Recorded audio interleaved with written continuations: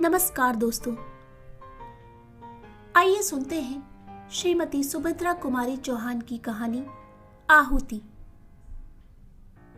जनानी अस्पताल के पर्दा वार्ड में दो स्त्रियों को एक ही दिन बच्चे हुए।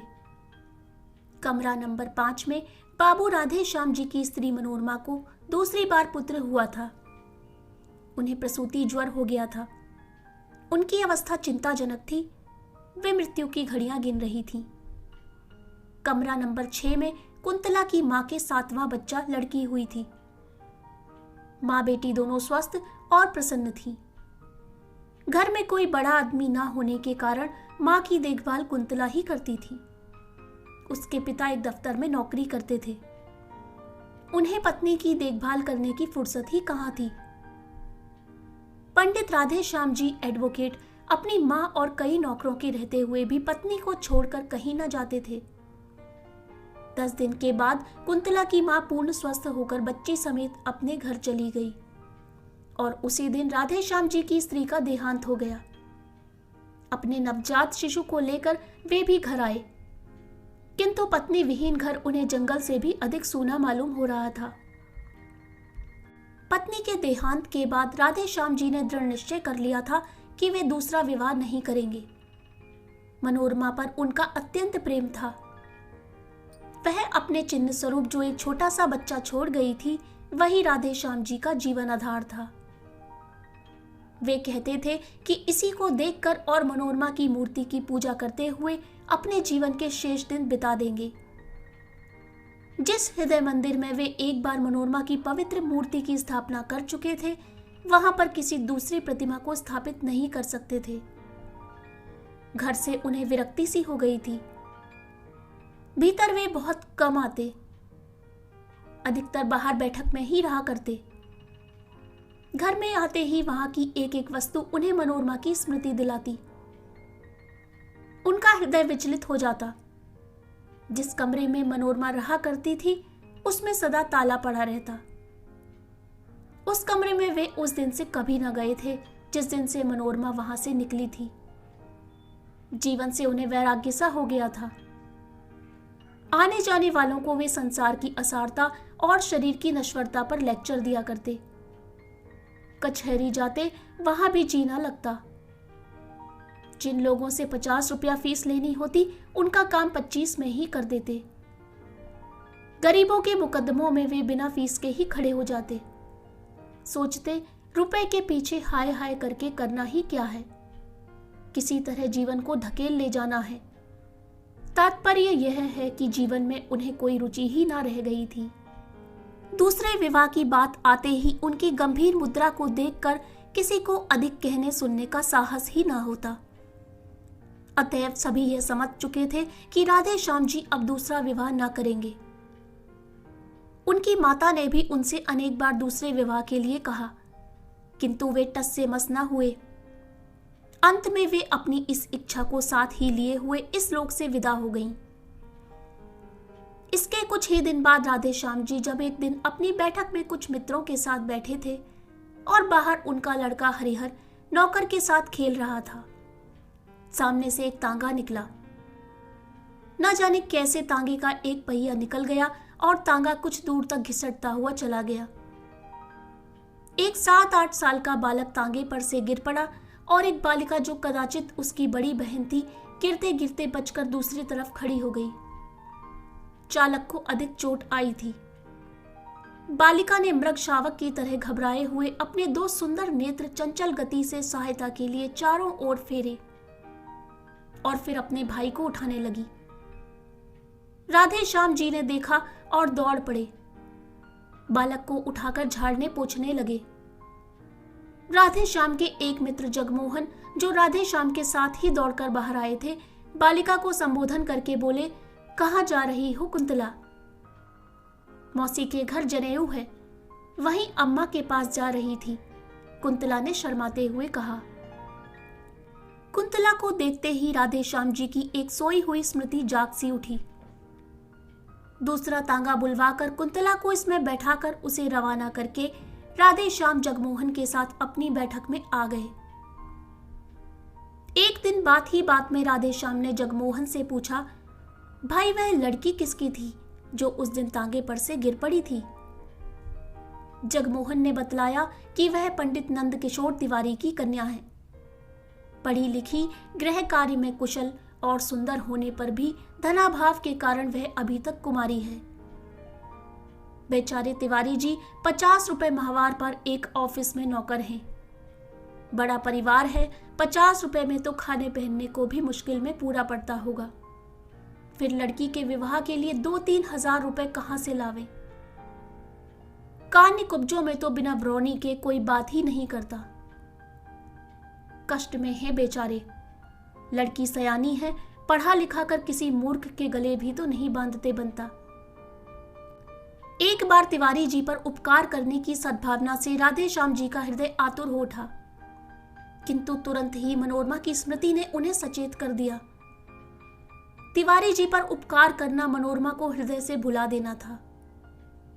राधे श्याम को जैसे कोई भूली बात याद आ गई हो, वे अपने आप ही सिर हिलाते हुए बोल उठे, नहीं, यह कभी नहीं हो सकता। राधे श्याम के हृदय की हलचल को जगमोहन ने ताड़ लिया। वार करने का उन्होंने यही उपयुक्त अवसर समझा। संभव है निशाना ठीक पड़े। जगमोहन, तुम क्या कहते हो राधे श्याम? है ना लड़की बड़ी सुंदर? पर बेचारी को कोई योग्य वर नहीं मिलता। अगर तुम इससे विवाह कर लो तो कैसा रहे? राधे श्याम उदासीनता से बोले, भाई लड़की सुंदर तो जरूर है, पर मैंने तो विवाह ना करने की प्रतिज्ञा कर ली है। जगमोहन उत्साह भरे शब्दों में बोले, अरे छोड़ो भी, ऐसी प्रतिज्ञा तो पत्नी के देहांत के बाद सभी कर लेते हैं। उसके माने यह थोड़ी है कि फिर कोई विवाह करता ही नहीं। अरे भाई, जन्म और मृत्यु जीवन में लगा ही रहता है। संसार में जो पैदा हुआ है वह मरेगा, जो मरा है वह फिर आएगा। रंज किसे नहीं होता, किंतु उस रंज के पीछे बैरागी थोड़े बन जाना पड़ता है। और फिर अभी तुम्हारी उम्र ही क्या है? यही ना 35-36 साल की, बस। जीवन भर तपस्या करने की बात है। बिना स्त्री के घर जंगल से भी बुरा रहता है। ब्रजेश की मां 4 दिनों के लिए मैके चली जाती है तो घर जैसे काट खाने को दौड़ता है। राधे श्याम बोले, यह कोई बात नहीं जगमोहन, घर से तो मुझे कुछ मतलब नहीं है।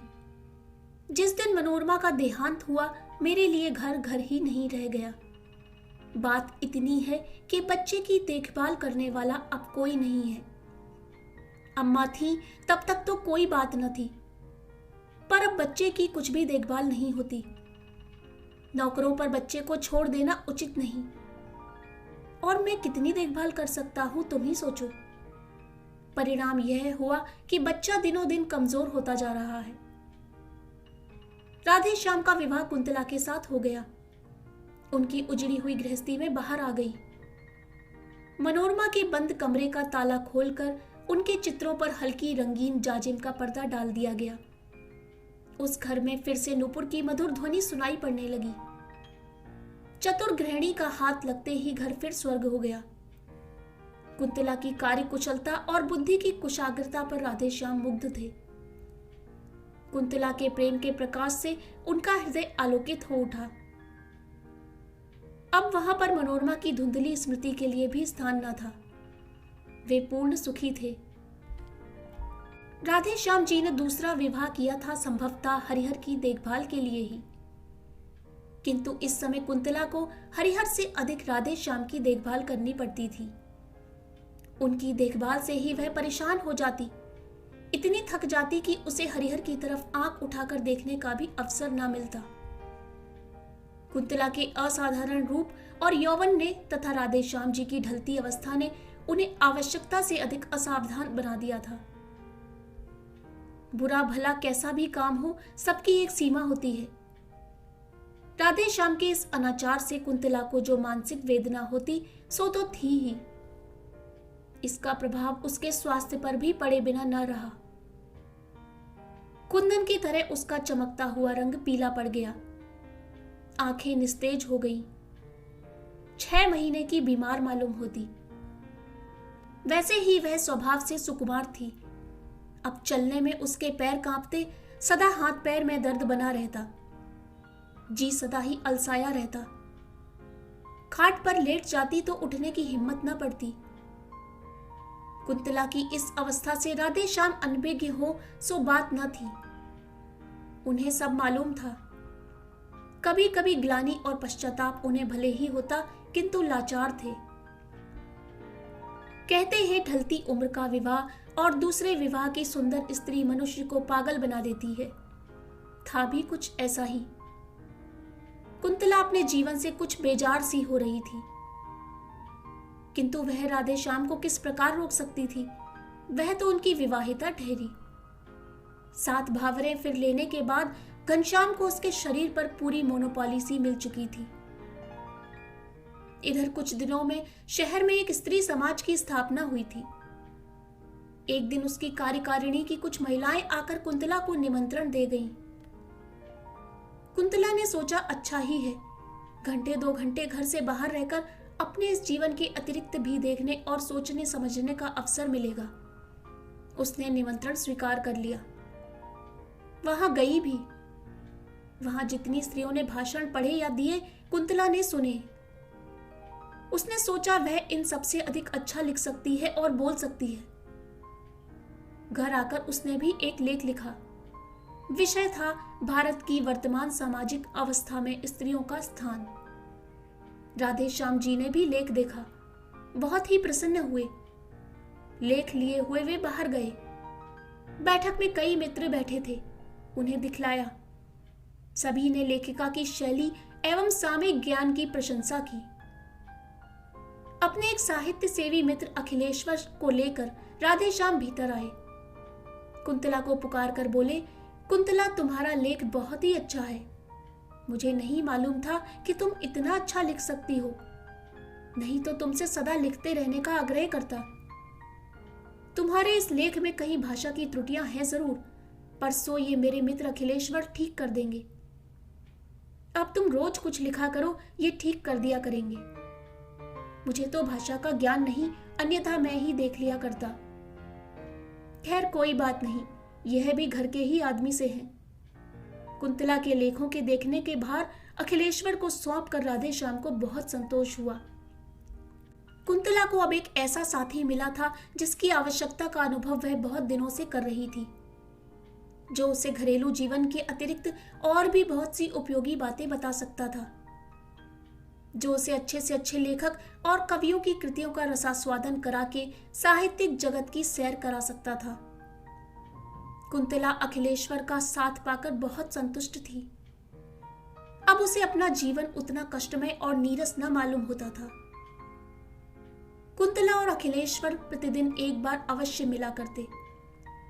कुंतला की अभिरुचि साहित्य की ओर देखकर उसकी विलक्षण कुशाग्र बुद्धि एवं लेखन शैली की असाधारण प्रतिभा पर अखिलेश्वर मुग्ध थे। वे उसे एक सुयोग्य रमणी बनाने में तथा उसकी प्रतिभा को पूर्ण रूप से विकसित करने में सदा प्रयत्नशील रहते थे। लाइब्रेरी में जाते, अच्छी से अच्छी पुस्तक लाते और उसे घंटों पढ़कर सुनाया करते। कविवर शैली, टेनिसन और कीट्स तथा महाकवि शेक्सपियर इत्यादि की ऊंचे दर्जे की कविताएं पढ़कर उसे समझाते, उसके सामने व्याख्या तथा आलोचना करते और उससे करवाते। हिंदी के धुरंधर कवियों की रचनाएं सुनाकर वे कुंतला की प्रवृत्ति कविता की ओर फेरना चाहते थे। उनका विश्वास था कि कुंतला लेखों से कहीं अच्छी कविताएं लिख सकेगी। किंतु अब राधे श्याम को कुंतला के पास अखिलेश्वर का बैठना अखरने लगा था। वे कभी कभी सोचते, शायद कुंतला के सुंदर रूप पर ही रीझ कर अखिलेश्वर उसके साथ इतना समय व्यतीत करते हैं, किंतु वे प्रकृति में कुछ ना कह सकते थे, क्योंकि उन्होंने स्वयं ही तो उनका आपस में परिचय कराया था। कुंतला राधे श्याम के मन की बात समझती थी, इसलिए वह बहुत सतर्क रहती। किंतु फिर भी यदि कभी भूल से उसके मुंह से अखिलेश्वर का नाम निकल जाता तो राधे श्याम के हृदय में ईर्ष्या की अग्नि भभक उठती। अब अखिलेश्वर के लिए राधे श्याम के हृदय में मित्र भाव की अपेक्षा ईर्ष्या का भाव ही अधिक था। इन्हीं दिनों कुंतला ने 2-4 तुकबंदियां भी की, जिनमें कल्पना की बहुत ऊंची उड़ान और भावों का बहुत सुंदर समावेश था। किंतु शब्दों का संगठन उतना अच्छा नहीं था। अपने हाथ के लगाए हुए पौधों में फूल आते देखकर जिस प्रकार किसी चतुर माली को प्रसन्नता होती है, उसी प्रकार कुंतला की कविताएं देखकर अखिलेश्वर खुश हुए। उन्होंने कविताएं कई बार पढ़ी और राधेश्याम को भी पढ़कर सुनाई। कुंतला की बुद्धि की बड़ी प्रशंसा की, किंतु राधेश्याम खुश न हुए। उन्हें ऐसा मालूम होता कि जैसे कुंतला ने अखिलेश्वर के विरह में ही विकल होकर ये कविताएं लिखी हैं।